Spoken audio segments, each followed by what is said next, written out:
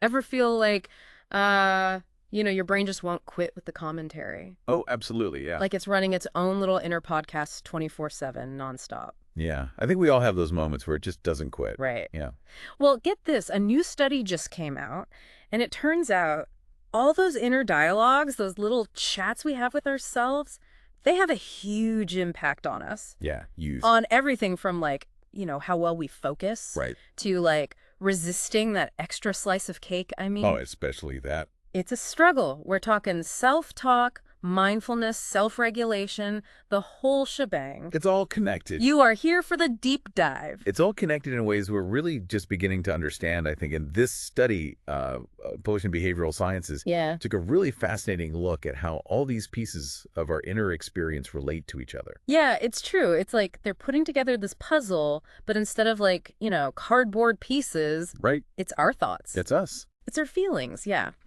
So before we get too far, this study focused on university students, Okay. and they used questionnaires to gather data. Which is a good time to remind ourselves, self-reported data, Sure. while valuable, does come with some, inherent limitations. Right, of course, yeah. We can't exactly draw, definitive cause and effect conclusions from it. Right. Right. Yeah. It's what they... It's a starting point, right. Exactly. It's a jumping off point. It's a piece of the puzzle, but not the whole puzzle. Exactly. Yeah, it's more about just spotting those intriguing connections, those patterns. Yeah, exactly. And one of the first things that jumped out at me was the link between how much we talk to ourselves internally and how often our minds tend to wander. Yeah, yeah. It's almost like our inner voice. They're linked? They are. It's like our inner voice gets restless. Uh-huh. And if we're not giving it something to focus on, it's just going to, Tangent. go on a tangent. Exactly. Right. Like, this task is boring. Let's rehash that awkward conversation I had last week instead. Right. Exactly. It's true. But here's where it gets really interesting. The study dug into mindfulness.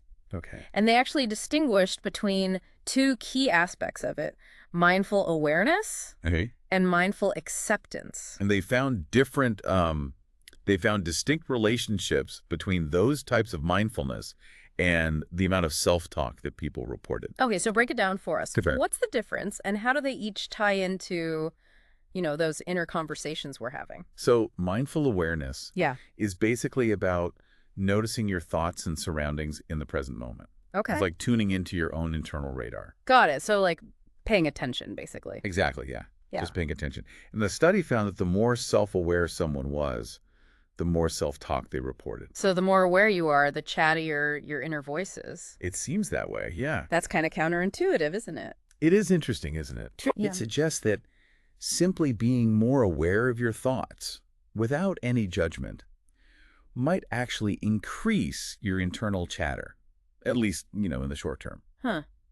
It makes you wonder if it's Yeah. shining a spotlight on something. Like suddenly you see all the detail, All the little pieces, yep. even the ones you didn't even notice before. Right, But then there's mindful acceptance. right. So what's the connection there?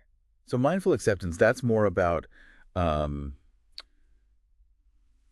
accepting your present experience, Okay. your thoughts, your feelings, sensations, Okay. without judgment. Okay. It's about saying, okay, this is what is right now, without trying to, change it or criticize yourself for it. So it's less about just noticing and more about how you relate to what you notice. Exactly, yeah. Yeah. It's about the relationship with what you notice. And here's where it gets really fascinating. Okay.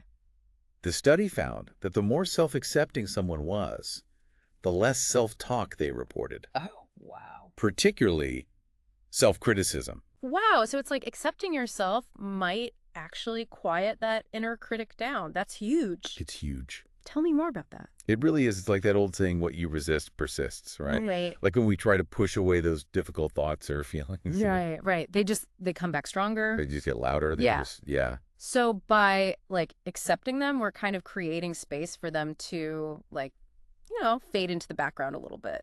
In a sense, yeah. It's not that the thought or the feeling disappears entirely, Right.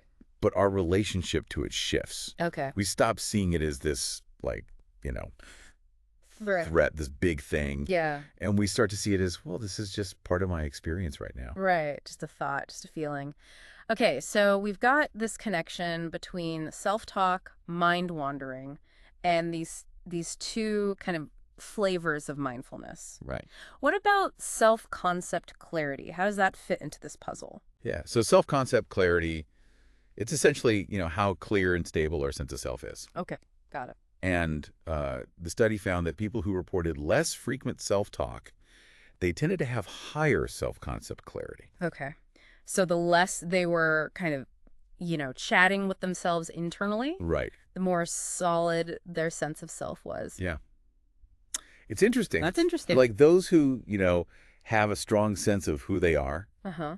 what they value, what they want out of life. Right. They don't need to have as many internal debates about their identity. Right. Their internal compass is already sort of, pointing In a direction. in a pretty clear direction. Yeah. Yeah, like they're not second guessing themselves as much because they have that internal compass guiding their decisions already. Right. Exactly. That's fascinating. But I wonder about the flips of that. Yeah. Could it work the other way around? Could having those inner dialogues actually help someone develop a stronger sense of self over time? That's a great question. Yeah.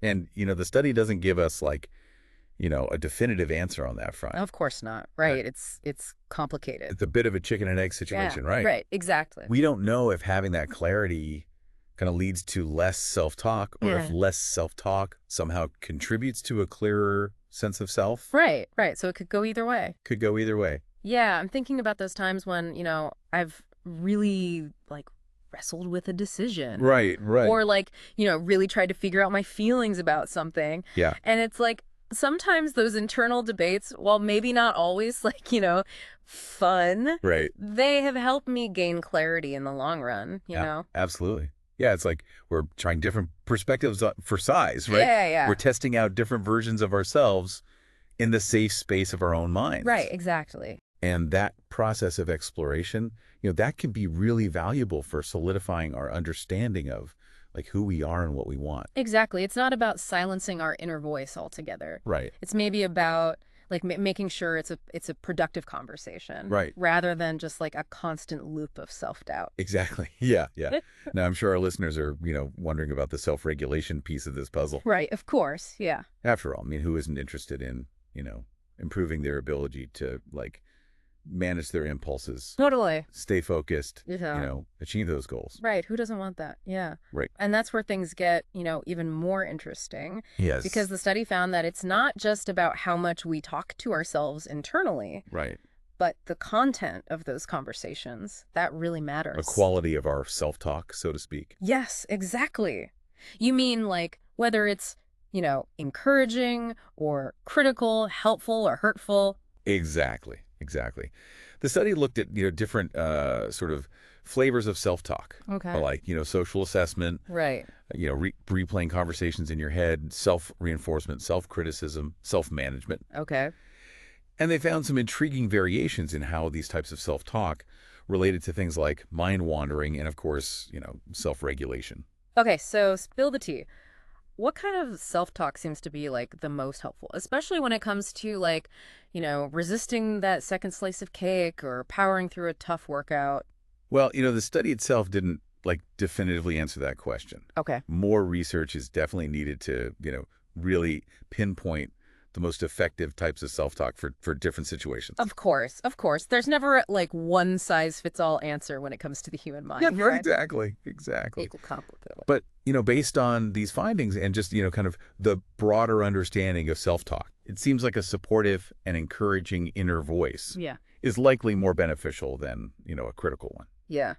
Makes sense. Right. Who wouldn't want to a personal cheerleader in their corner? Right. Especially when things get tough.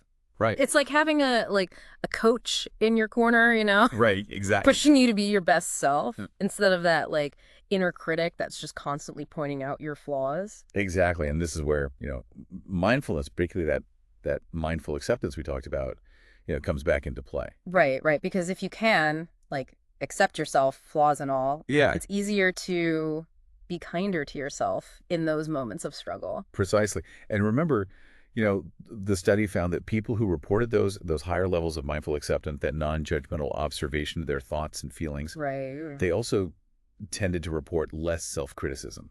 Okay. And a greater ability to regulate their emotions and behaviors. So it's like that inner critic loses some of its power when you're not constantly feeding it Exactly. with judgment. Yes, exactly. Exactly. Alternative negative. And when that happens, it creates space for a more, supportive, self-compassionate inner dialogue to kind of emerge. Right. And that, in turn, that can boost our ability to make those positive choices, navigate challenging situations with more grace, more resilience.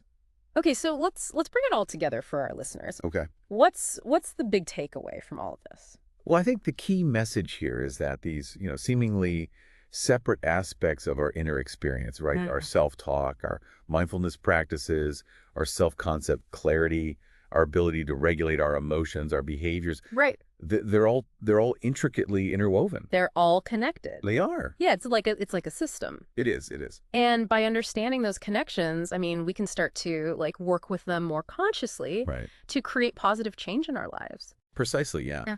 It's about recognizing that we have more power than we often realize Yes.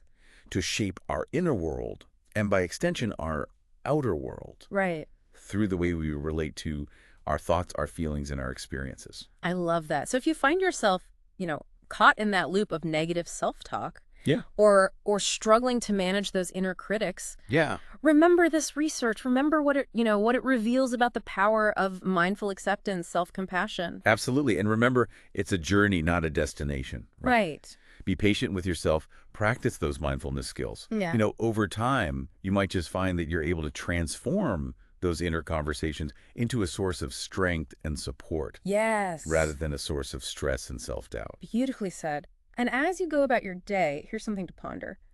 What if?